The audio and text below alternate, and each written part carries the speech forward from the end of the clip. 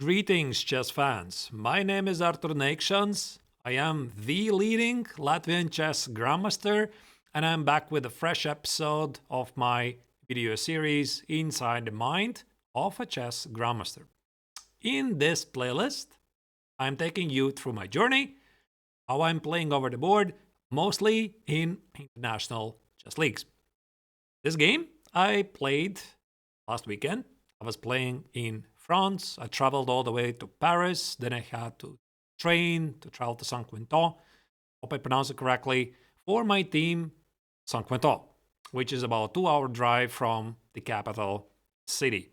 I was playing in the Nationale 1, which by the strength is the second division in France. The first division is top 16.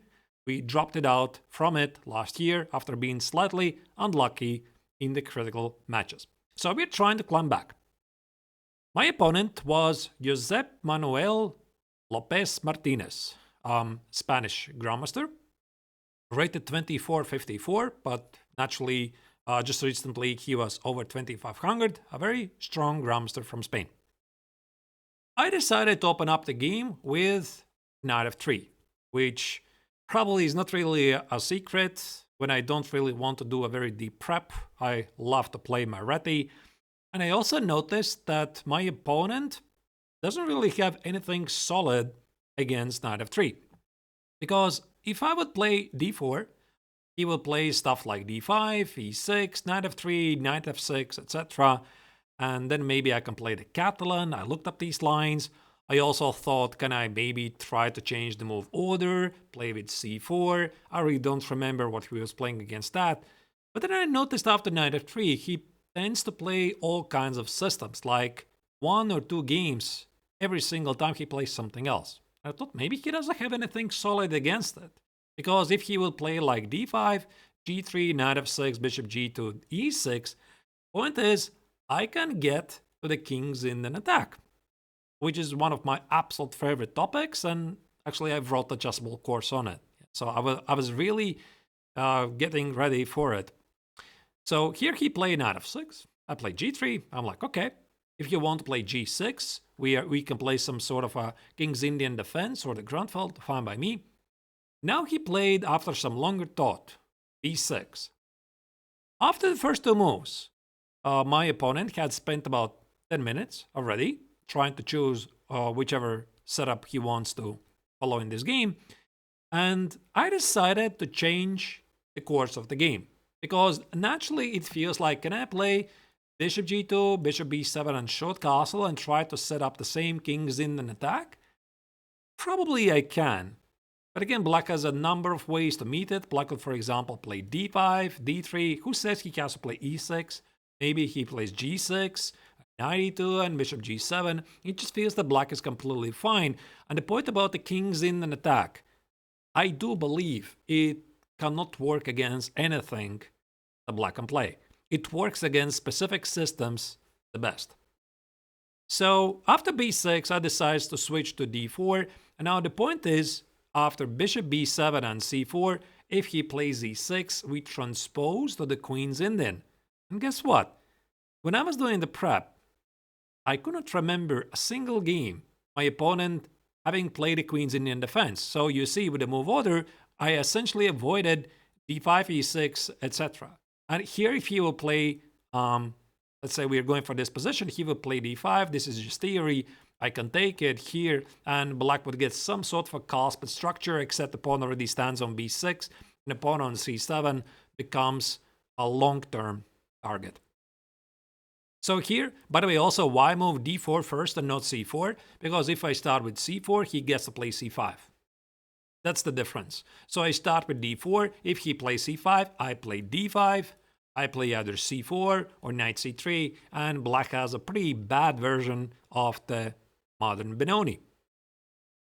So that's why here we went here, c4, and he played g6. And that's a move I was very happy to see, because I happened to prep up against this line some time ago.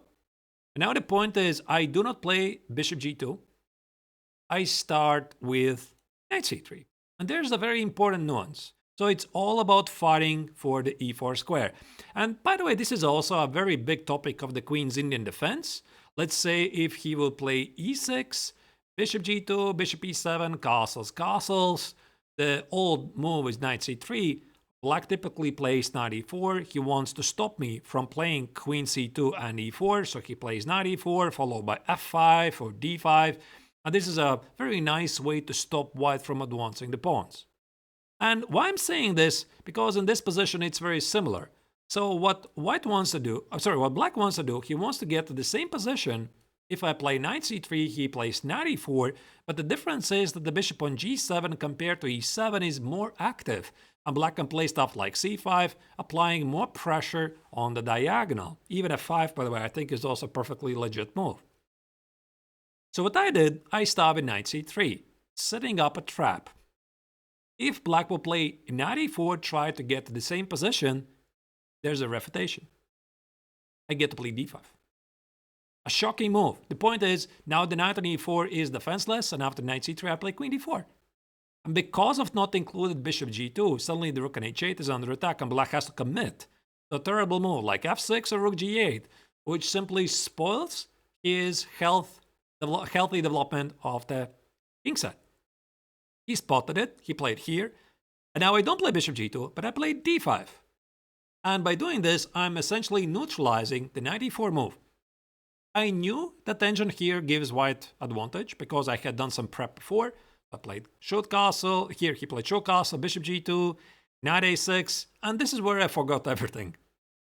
So apparently, the engine says I have to play shoot castle and rook e1. And that's the line that I could not remember. The idea is to play e4.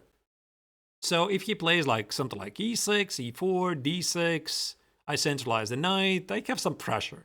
And probably at some point we're going to get to the king's Indian defense like position where I have some space advantage at the queen side and black is typically carrying out his f5 push. But there's also the other move, knight e4. I can drive out the knight. I'm trying to play e4. He plays a5. Now it's some sort of a Leningrad Dutch. I play bishop e3, bishop d4, and I'm better. Slightly better. To be honest, I think this bishop on b7 is not where it's supposed to be in the Leningrad Dutch. And I do know some things about the Leningrad Dutch. You can trust me.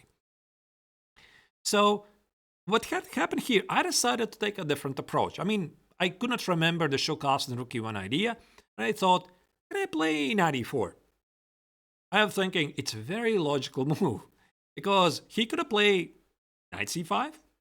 I play b4. I stop him from protecting the knight with a5. And maybe he can go for some crazy lines with knight e6. I cannot take it. My bishop on g2 is under attack. But I thought I have at least a knight retreat somewhere on c2 or b3. So I wasn't really paying a lot of attention. Apparently, engine says knight b3 is the best move.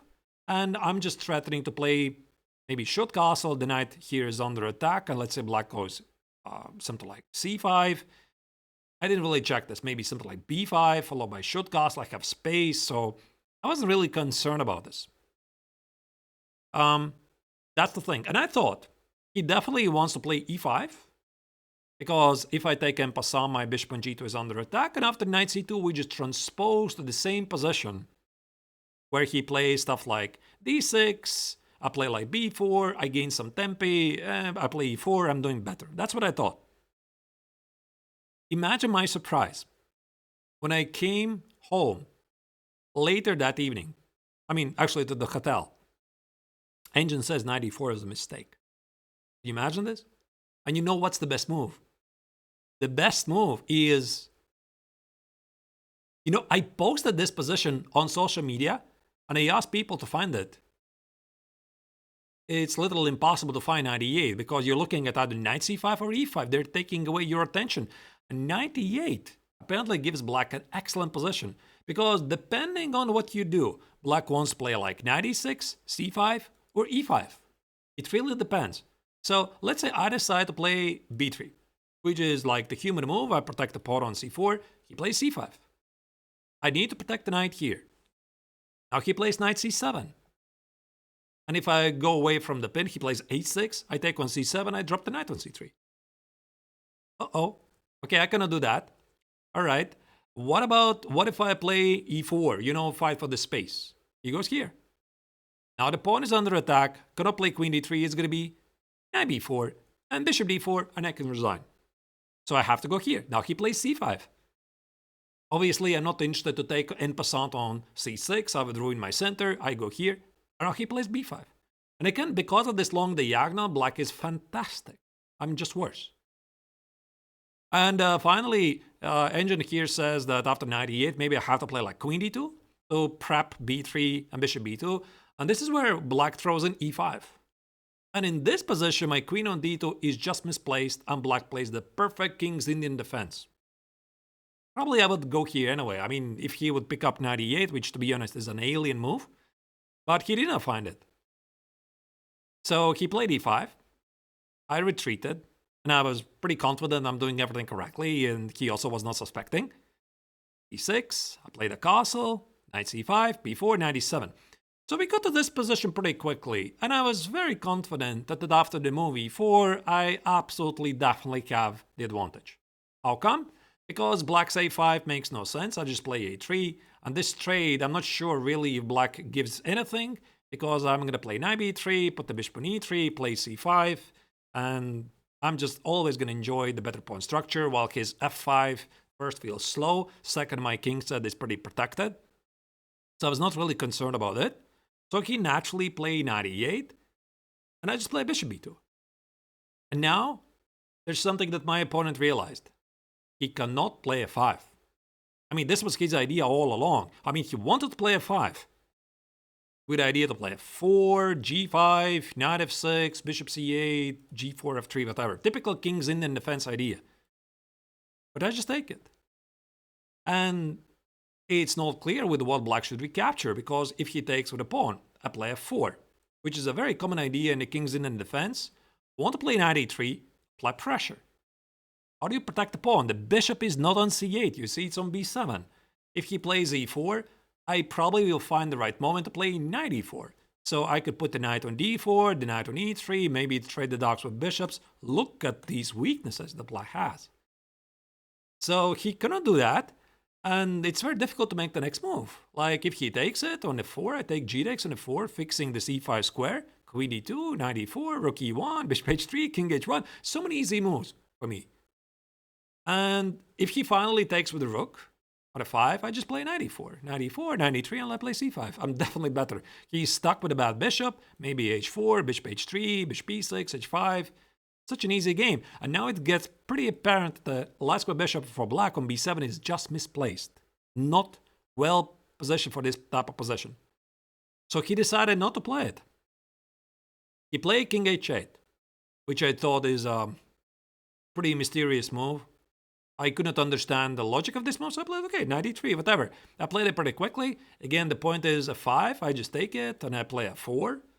And that's a weakness. And I want to play like queen c2 or queen d3, target the pawn. If he plays e4, I'm going to prep maybe knight e2, trade the bishops, play knight e4. Look at these monstrous knights I have. And I was like, yeah, he still cannot do it. And he played another move, a6. And about here I realized my opponent has chosen a passive defense, which is a very dangerous strategy. Now, instead of maybe trying to charge forward, like maybe you're watching, you think, yeah, let's go f4, f4, f5, etc. But the point is, if I do this at the wrong moment, maybe actually it's going to give black the counterplay he's waiting for. So what I decided to do, I decided not to force matters, but continue improving my pieces. So I played queen d3. Just a good move to open up path for the rook here. Also, by the way, stopping f5 idea. It's not like I'm afraid of f5, I just think that queen on d3 stands really well. He went here. I put the rook on d1, he went here. Again, kind of threatening to play f5, but I was like, okay, what to do now? There's one thing that you can always do when you're not sure what to do, and this is, by the way, something that I'm always telling to my students. You can always improve your pieces. So I'm thinking, my pieces here stand pretty great, but what about the bishops on g2 and b2? So I'm thinking, maybe I could play bishop h3. I could do that. I could give the bishop along diagonal. And he's also going to do it like here. f3 and maybe here, and then I'm continuing through the pieces like this, whatever, yeah, like this. Let's say I do this. But why did I trade the last couple bishops? And I was thinking, is my bishop really bad in g2? No. And I thought maybe there's a rule that applies to this position. I have the space advantage, so I don't want to trade the bishop. Actually, this bishop on b7 is terrible. Why would I want to trade it? So I decided to play for the space advantage. I played bishop f3, hitting the knight. I want to take on h5 and play knight f5. He played here. And now I made a pretty serious inaccuracy. So originally I was thinking I should definitely play h4. h4, I want to play h5. King g2, rook h1, go for some kingside attack. Let's say if he goes here, I play h5. There's no f5. It's a bishop c8, king g2, rook h1. It just feels terrible for black. But I decided that maybe, he gets to play h5 and then reroute the knight on h6, play f5, and maybe I'm going to regret weakening the kingside pawns at some point later. Even though I can probably play king g2, rook h1, and play g4. I think this g4 is a very thematic idea eventually. Or maybe remove the bishop first, play f3, g4. I know these ideas from Nimzo Indian that with f3, like here, yeah, this is the typical idea, f3, g4, of course not with the knight on h5, you gain space and somehow you break through. But I decided, no need to rush. So I'm going to start with bishop d1. I was pretty proud of this move because I thought I can play like f4 maybe later, or like h4 or king g2, let's see what happens. He played knight g8. Like he already played million moves with the knight, and I was like, okay, maybe that's the time to play h4. And I thought he's gonna play h5, and I'm gonna play king g2, and knight h6, and rook h1, and g4 is incoming. I'm doing great. So again, if he plays f5, I take on f5, and you see this pawn on h5 is always under attack. Maybe he needs to drop the pawn, but let's say this position, I'm always gonna be dominating because of the weakened squares. He has pretty terrible pieces. I kept the good pieces. By the way, I think g4 might be still happening. But he played knight h6. And as soon as he did it, I instantly regretted having not played h4 a move before. Because if I would have done it like right now, then I get to play h5. And after knight h6, I get to play like probably king g2, rook h1. I open up the position very quickly. But the way I played it out, this one extra move, I realized that now after h5, he has to play f5. And I was calculating the line if I take it. The point is he's not going to take it on h6 and g6 because I would just open up the position. Like open, king g2, rook h1. f4 is going to be some bishop c2 ideas and some problems with the pawn with the square on h7. Probably there's something better like knight g4, yeah. And compared to the white king is protected, which cannot be said about the black king, which is completely wide open. Also, the e4 square for the knight on c3, can use it. I'm just having a fantastic position. And then I thought after h6 on g6, he's definitely going to play f4. And I calculated some pretty crazy lines here. Like, I thought I could play knight f5, he takes it, and now what? Like, if I take on h6, I play here, he plays king g7, I go here, he plays here, and black is actually very much okay. So how did I get to this, where black is getting pretty active for the king side? So ultimately, the best move here after h6 on g6 is to play knight h4. Black has to probably play here, king g2, bishop c8, rook h1, king g8. Black is holding on, but white has the advantage. I saw the idea, but I was not yet sure what I'm gonna do. And so I play h5, and imagine my gigantic surprise. He didn't do it. He didn't play f5. I thought f5 is like no-brainer. You have to do it. You have to do it. You have to seek some counterplay, otherwise you're just gonna be toast. Play bishop c8. I'm like, okay, here we go. Let me just play king g2. And I decided not to include h takes on g6 because maybe this is what he wants. Open up the f file, he goes here, I go here. Even though I saw that this was definitely better for me, and I'm controlling the h file, I can double the rooks here, there's some pressure, put the bishop on c1, control this diagonal and that diagonal. I have no weaknesses. But I thought he didn't play f5 before, he's not going to do it again. So I just play king g2. Indeed, he didn't play f5, which I think now is a worse version. I can take it, f4, and probably the same idea, knight f5 here, and maybe again knight h4. Or I was actually looking at some lines like I could take on g7, take on f4, try to not open up along the diagonal, play bishop c1, try to push away the rook to play f4, but then I realized he can sacrifice the exchange. Followed by e takes on f4, knight e5, so I cannot do that. But he didn't play f5 again, he played king g8, and now it's never going to happen. Now f5 doesn't happen because I'm going to take it here, and he's not in time to collect the pawn on g6, that's why. So he decided to suffer, he played knight f6. I first played bishop c1, offering him to collect the pawn on h5, he would have multiple weaknesses, he played knight g4, and I had many fascinating lines that I could play. First I was thinking, should I sacrifice a pawn? Like, keep the pieces on the board, I have space advantage, he takes with the knight.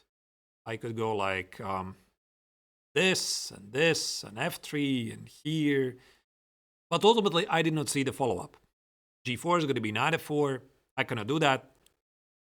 And then I decided I could also play maybe knight g4, and probably trade the bishops, play f3, and play g4.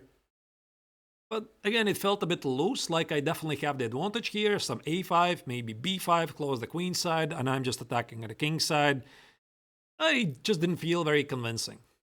So I decided to play rook h4, which I thought was a pretty nice idea. G takes on h5, I did not even calculate. I thought I'm going to figure it out. Like, the worst move is maybe just rook h1, and his entire king side is completely tied. There's a weakness in the 5, let's say here. Now the pawn is under attack, bishop g4, takes, here. These positions do not hold, yeah, that's falling. There's knight e1, knight e3, knight f5, and he can just safely resign even being up a pawn. So I wasn't even looking at this. He decided to take on e3, I took it. He played knight e8, and I figured he wants to play g5, f5, he wants to close the position. So I could have played rook h1, attack the hg pawn like this. He would close the position, try to close it, and I would play g4 like Makagonov position from the king's in and defense, and then rely on the c5 push. But why would I want to close the king side like that when I have a promising attack? So I decided to keep it open and play rook h2 instead. So the idea, if he tries to close it with g5, I play h6. And it's never going to be closed. And then maybe I can try to exploit these weaknesses, like maybe bishop e2, queen d1, trade the bishops. The knight could go like bishop d2, knight e1, knight e3 here. Yeah. And the pawn on g5 is a eternal weakness. He did not get to fix it with the pawn on h6, so he cannot do that. And he played f5. So I felt that my opponent is getting desperate. He's seeking some counterplay. All I have to do is open up the position. So this was an easy move. There's no f4. I'm going to take on h7. I think it's a bit too much. Yeah, like this doesn't really feel like black has any compensation whatsoever for the pawn. 2 pawns, actually. He took it. Again, I open up the position. Bishop takes on f5 maybe was the safer move, but I play queen e2. I want to go here. And now I just have a massive pressure. Rook h1. Maybe eventually play g4, knight e4, bishop c2. It just feels like he cannot control these weaknesses. So he took with a pawn, trying to exclude my knight from the game. I played rook h1 here. And now it was really simple. So I'm looking for ways to get to his king. So what do I have to do? Remove the defenders. The bishop on g7 is the key defender of the position. So I traded. He played queen e7. Obviously, I need to get more pieces to the attack. And I'm thinking, which pieces can I include in the attack? I need a queen. So I play queen d2. Another easy move. I'm thinking maybe some queen g5 ideas, even though I don't see direct threats. I'm going to figure it out.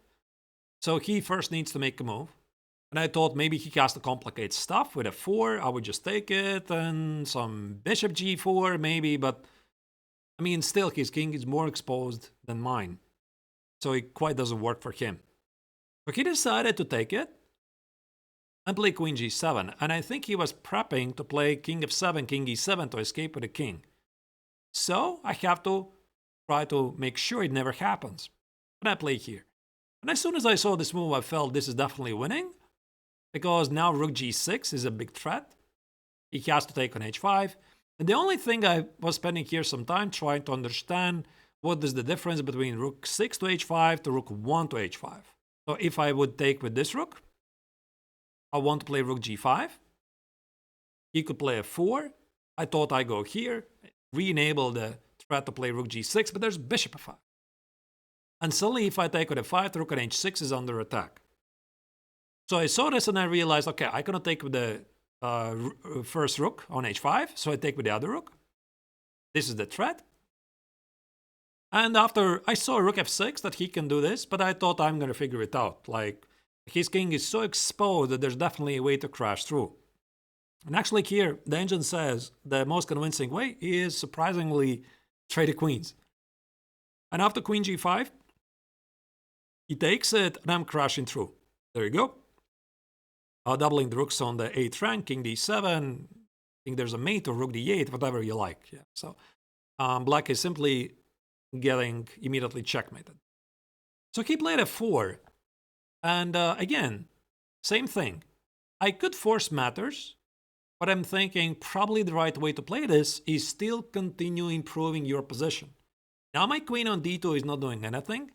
So what can I do? Give it a better roll. So queen d3. Now you see there's no bishop f5. I'm going to take it. There's no rook on h6 to be hanging. And I want to play rook h7. f3 check gives nothing. I just play king g1 and nothing really changes. Let's say he goes here, I go here. And he's running out of moves.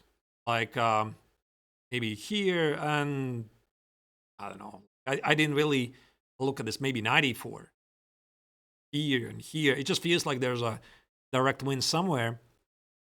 But in the game, he played f takes on g3. And, wait, I forgot.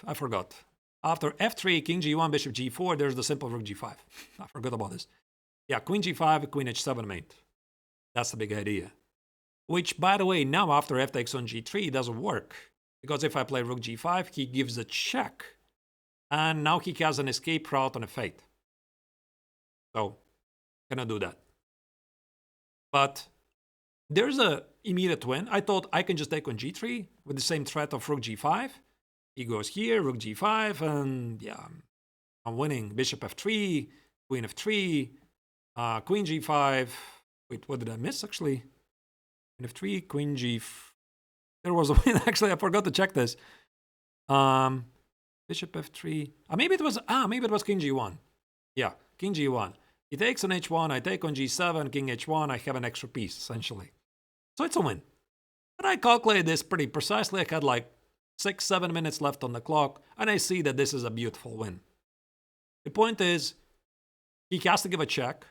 Otherwise, if he plays here, I play queen g3 check. He's just getting mated. If he plays queen g5, I give a... Try to remember, what did I do there? Give a check. Here... And I don't remember what they check. King f6 is knight e4, obviously lights out. So he goes here, takes, here, check, here, check. You see, I mean, again, these positions do not hold. Queen g6, and maybe this is the simplest one. Rook f8, king g7, rook g8. I'm just winning the queen. I didn't even calculate this. I just felt there's going to be something. And yeah, instead he gave a check here. And after king g1, resign. The point is, the queen has no good square. If he plays queen f6, I play queen g3 again. If he leaves the g file, I collect on g3, I collect the rook. I don't need nothing else. I don't need a checkmate. I'll take the rook. And if he plays queen g5, now I give a check. Another check. And he's losing big time. Like a lot of things. Maybe there's even a forced mate. I didn't even bother to check it. So yeah, after this cute rook h7, rook f2, king g1, he just resigned. And of course I had to check, are there some forcing moves? I checked the check on f1, there's queen f1, I checked some g2 moves, I was trying to check if there's some e4 moves, but there's nothing. This is how you make sure that your calculation is correct. All the captures, checks, threats, whatever the order is. That's it. That was the game.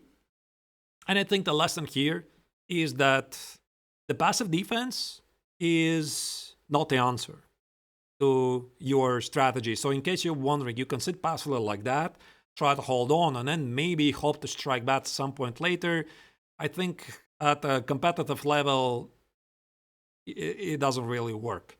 So yeah, I was very proud of my game, scored pretty nice victory, couple of rating points. My team won the match.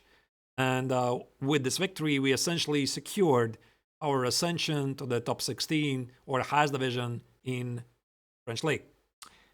That's it. If you enjoyed the game, please press like and leave some comments. Comments are also important for me. I want to hear what you have to say. Are you afraid of playing King's Indian defense-like positions? Like if I would have to go back to the starting position, how do you feel about positions like these? How do you feel about f5 push? You know, I was quite afraid when I was younger. I thought, oh, there's always such a strong attack. But then I learned to use, during the analysis, the engines, and I know that f5 is seemingly giving nothing for black. And that's why, by the way, one of the recent games that I made a recap from the Swedish League against Lithuanian Grandmaster Valery Kazakowski, it started as the Italian game, and then he switched to the King's Indian defense positions. So leave your comments. What do you think about the game? And of course, if you are not yet a subscriber of my channel, please subscribe. It's going to allow me to grow as a content creator. Pictures from this event, they are available on my Patreon page. In case you have missed it, I have a Patreon page. It's been up and running for about half a year. I usually post some inside stories, how it's going on. Also, there's early access of my game analysis immediately before it gets uploaded on YouTube, including all kinds of special perks like the bootcamp PGNs. So check it out if in case you haven't yet joined it. And this is where I'm going to end the video. Thank you for watching. See you soon.